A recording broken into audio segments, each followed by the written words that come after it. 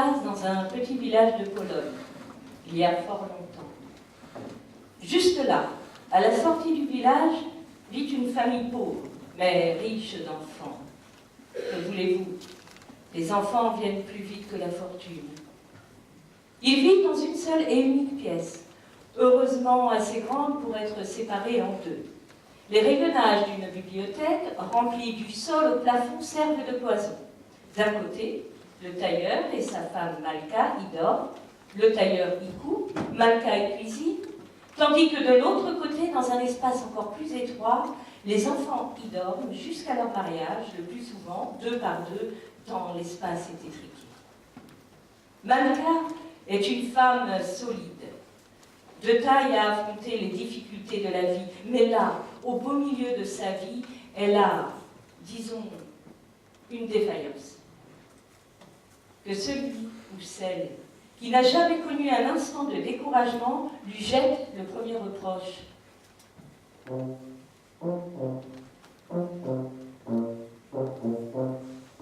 Bon, imaginez un logis pas plus grand qu'une noix où une dizaine de personnes âgées de quelques mois à 39 ans respirent, dorment, caillent, têtent, font pipi et le reste, boivent, mangent, se chamaillent et servent de part et d'autre de la poisson de vivre.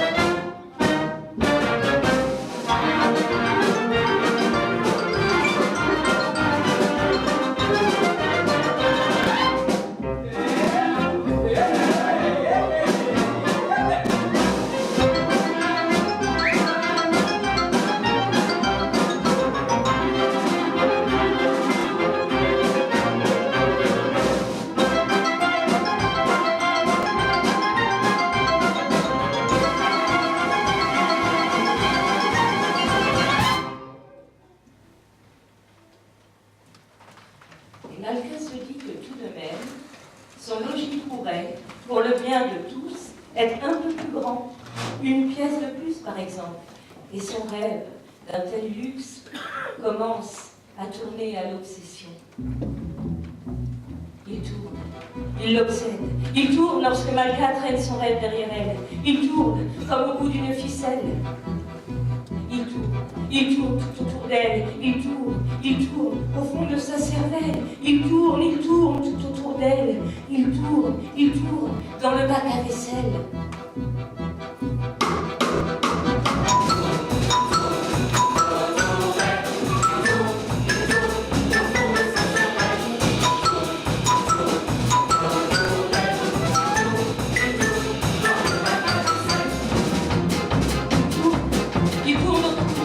Il tourne la nuit, il tourne le jour, il tourne lorsque Malka cuisine, il tourne lorsque Malka tartine.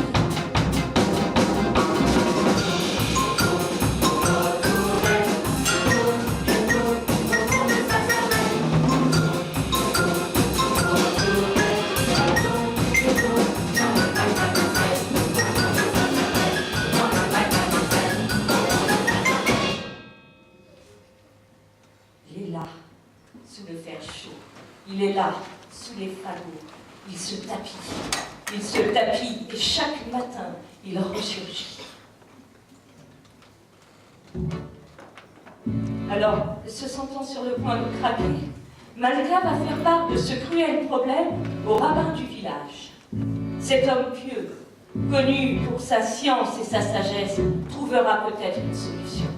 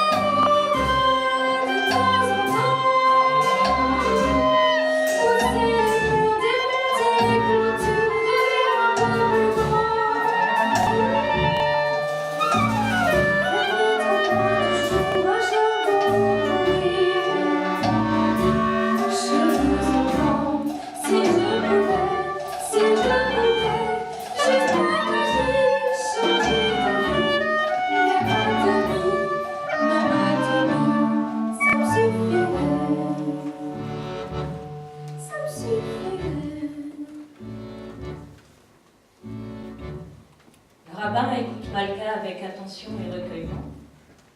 Il reste silencieux un long moment, puis loin de critiquer Malka pour son désir de luxe, il questionne. Malka, qu'est-ce qu'ils mangent les enfants? Malka reste sans voix, ce qui lui arrive rarement. Quel rapport cela peut bien avoir avec un logement trop petit? Alors, elle dit ce qui lui vient à l'esprit. Qu'est-ce qu'ils mangent?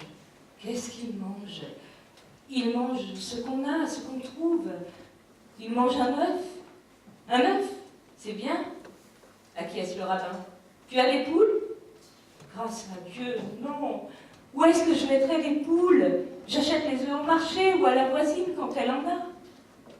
Prends des poules chez toi, Malka, tu auras des œufs. Et Rabbi, c'est petit chez moi. Justement, je suis venue vous dire, prends des poules, fais ce que je te dis. Les enfants doivent avoir des œufs chaque jour. Malka n'est pas de ces femmes sans foi qui discutent interminablement la parole du rabbin et n'en font ensuite qu'à leur tête. Confiante en la sagesse du saint homme, bien que totalement incompréhensible, elle part acheter des poules tout en répétant « Les voies du Seigneur sont impénétrables. Les voies du Seigneur sont impénétrables. Les voies du Seigneur sont impénétrables. »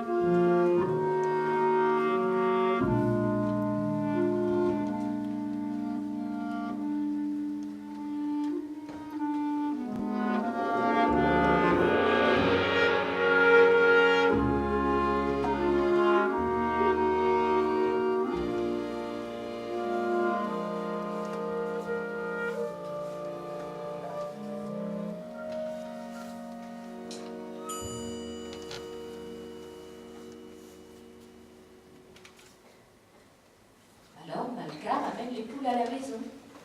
Et c'est un tourment de chaque instant.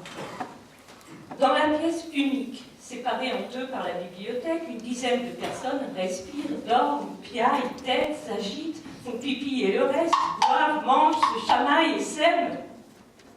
Mais, en plus de tout cela, la nuit, les boules s'agitent, se grattent, se réveillent avant tout le monde, et réveillent les plus petits par leurs caquetages au lever du jour. Le jour, les poules gloussent sans cesse, s'introduisent dans les meubles. Il n'y a pas plus curieux et indiscret qu'une poule.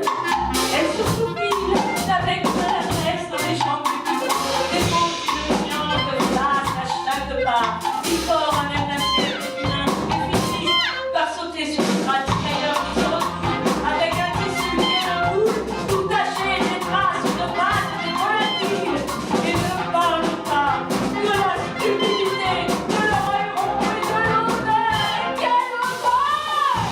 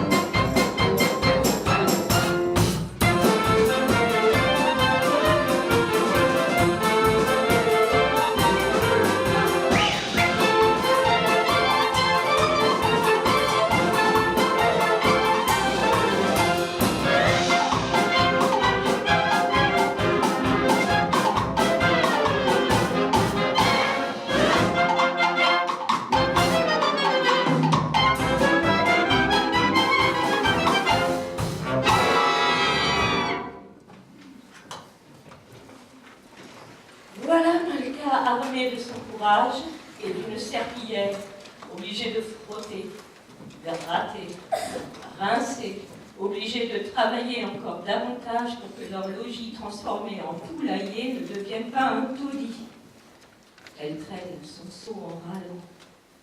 Si seulement. Et chaque jour, Malka traîne son rêve derrière elle comme au bout d'une ficelle. Il tourne, tout autour d'elle. Il tourne, maudite ritournelle. Il est l'ombre de chacun de ses gestes. Il tourne quand Malka s'endort. Il tourne quand Malka s'éveille. Dans la bassine, au milieu des bulles de savon, il s'accroche à ses cheveux longs. Il colle à ses talons. Il colle à ses semelles. Il colle à ses talons. Il colle à ses semelles. Il tourne quand elle pétrit la pâte à pretzel. Malka comprend entre ses poings la pâte tressée. C'est ça, se dit-elle. Je suis douée comme un pretzel. J'ai besoin de silence. Besoin d'espace, besoin de respirer. Besoin d'espace, besoin de respirer. Si je pouvais aspirer le bois d'un grand coup de manivelle, vaporiser la routine et refermer les querelles, enjamber doucement comme on saute à la marelle.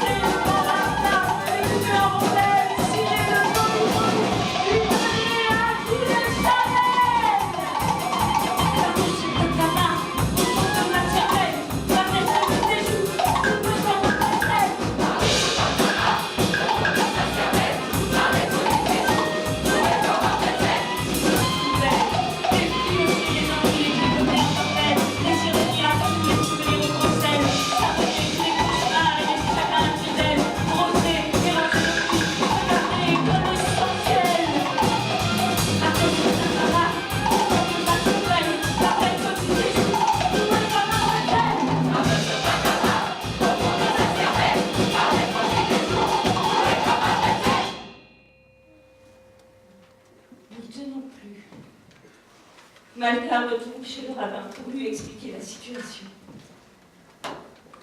Sur le chemin, Malka regarde une volée d'étourneaux s'élever au-dessus des hêtres et des cheminées du village. Elle avance, courbée. Si je pouvais, se dit-elle. Oh,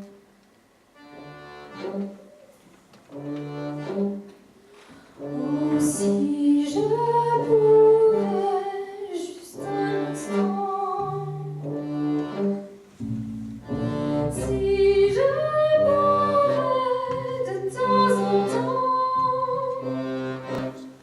ouvrir les murs des noms et la ficelle de mon grand cerf-volant.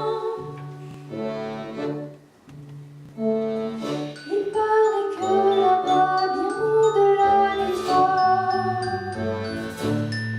la brume tombe. Si je pouvais,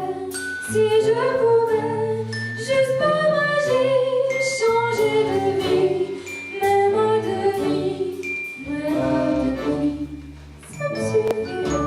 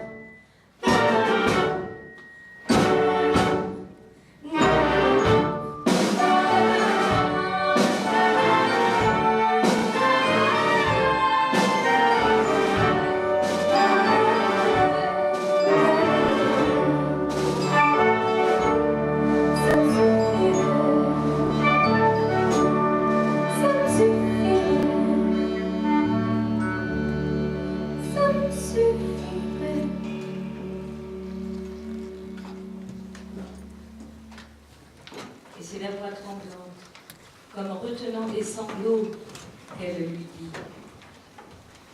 Qu'est-ce que vous m'avez fait faire? C'était déjà dur chez moi. Maintenant, je deviens folle. Le rabbin la regarde, réfléchit quelques instants et interroge. Qu'est-ce qu'ils boivent, les enfants? Malka reste interloquée, muette de surprise. 1 minute au moins, ce qui est tout à fait exceptionnel. Avant d'oser dire d'une voix faible, les enfants, ils boivent de l'eau, et aussi souvent que je peux, ils boivent du lait. Et tu as une chèvre? Enfin, mais non, je n'ai pas de chèvre. Où est-ce que je la mettrais, une chèvre? Je vous ai déjà dit, c'est petit chez moi. Et avec les poules, maintenant, prends une chèvre, Malka. Il faut que tu aies une chèvre. Tes enfants doivent boire du lait tous les jours sans faute. Et Malka rentre chez elle, toute retournée, les pieds en argile, le ventre noué. Elle verse quelques larmes, soupçonnant le rabbin de lui avoir infligé une pénitence pour des péchés qu'elle ne savait pas avoir commis. Puis en femme pieuse, confiante en la sagesse du Très-Haut, les voies du Seigneur sont impénétrables. Elle va au marché en soupirant et achète une chèvre avec ses maigres économies.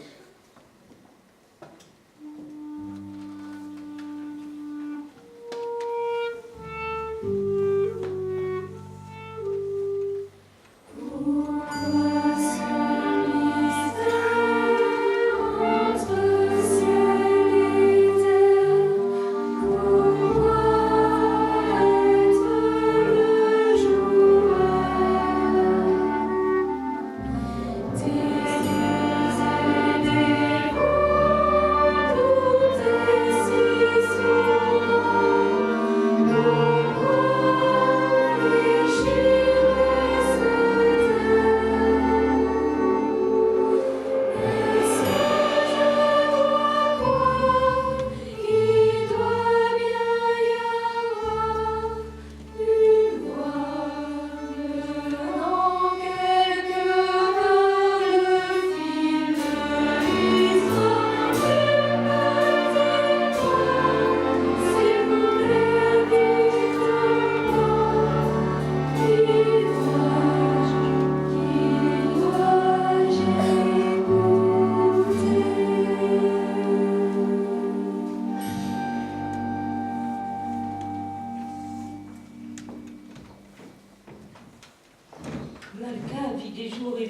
insupportable, avec le sentiment qu'elle ne sait plus qui elle est, ni où elle habite. Elle ne sait pas si elle a une chèvre chez elle, ou si elle habite chez une chèvre. Dans la pièce, unique, séparée en deux par la bibliothèque, une dizaine de personnes respirent, dorment, piaillent, têtent, s'agitent, font pipi et le reste, boivent et mangent, se chamaillent et s'aiment. Mais en plus de tout cela, il y a les poules, et maintenant une chèvre, d'un naturel aimable au demeurant, mais qui paraît occuper tout l'espace intérieur de la maisonnette. Bon, la chèvre amuse beaucoup les enfants, mais Malka soupire sans cesse, en perd le sommeil. La chèvre suit chacun de ses pas, semant au passage d'innombrables petites crottes noires et répand une odeur telle que les effluves de basse-cour apportés par les poules paraissent un doux parfum. Et cette chèvre broute tout ce qui est à sa portée, jusqu'au poids des tables et des chaises, jusqu'aux livres. Avec les poules, le tailleur s'était retrouvé avec du tissu et poules, et maintenant, avec la chèvre, il a des pantalons à franges.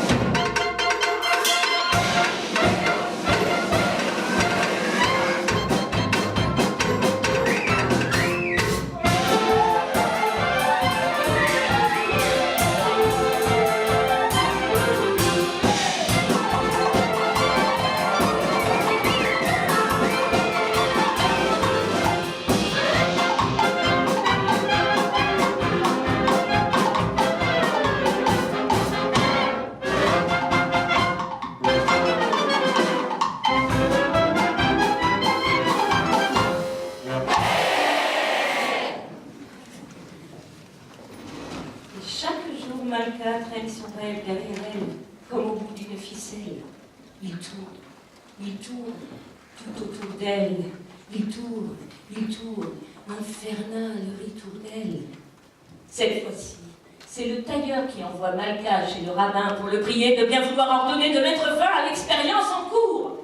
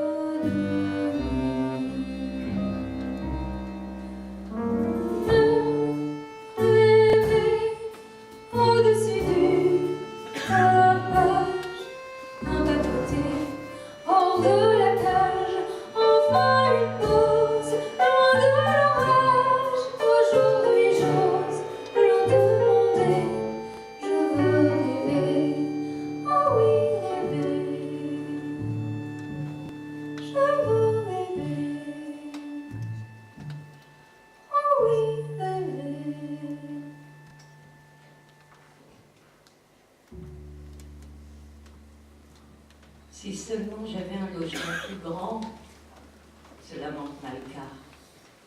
Imperturbable, le rabbin reprend la conversation où il l'avait laissée la dernière fois. Et les enfants, tu leur fais cuire des petits pains, des galettes, des crêpes. Et comment je pourrais leur faire des galettes? Je ne peux pas garder de farine à la maison. Les souris la mangent toutes. Tenez, Rami, regardez. Vous avez des souris à la maison? Pourquoi ne prends-tu pas un chat? Le chat mangera les souris, tu pourras garder de la farine, et les enfants auront de bonnes galettes avec des œufs, de la farine et du lait. Prends un chat. Alors Malka s'en va et se dit que quand on a la foi, il ne faut pas chercher à comprendre.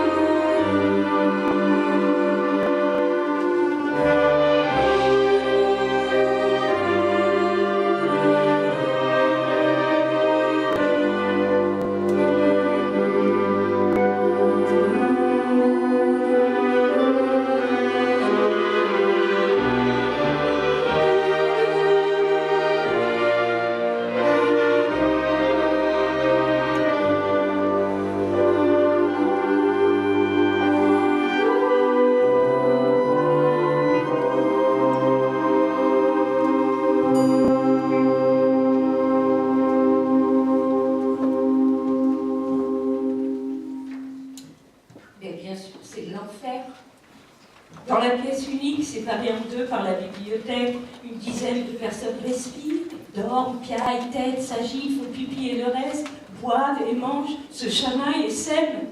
Mais en plus de tout cela, il y a les poules au caquetage incessant, la chèvre broutant tout goulûment, et maintenant le chat. Oh, le chat sent bien quelques souris, mais il ne fait pas de différence entre les poussins et entre des œuvres d'époque du Moyen-Âge. Le chat réussit à exterminer tous les poussins au milieu de l'applaudissement de la volaille qui court dans tous les sens, complètement raffolée, et qui même colère jusqu'au bout de la main, échappée à son monstre redoutable. Et tout cela dans un grand village perdu. La chèvre, si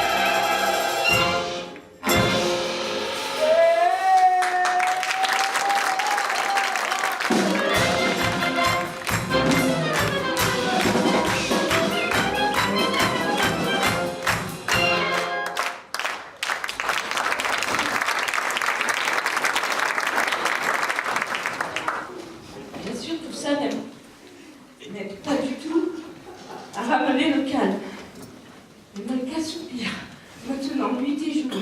Pourquoi n'ai-je pas un logement plus grand? Pourquoi le rabbin ne m'écoute-t-il pas?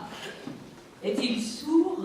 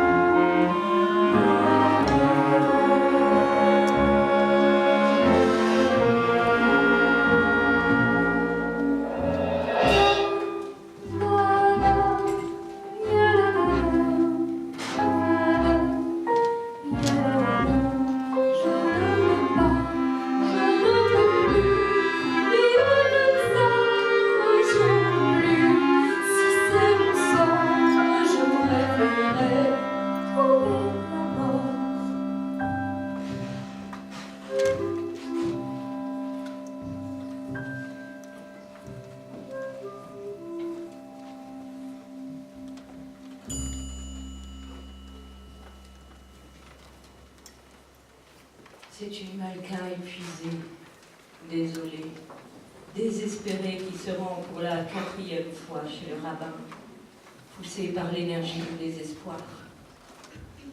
Rabbi, ça ne peut plus durer, c'est à en perdre la tête. Je vais devenir totalement folle, je ne sais plus quoi faire. J'ai envie de mourir. Mourir? Tu n'y penses pas?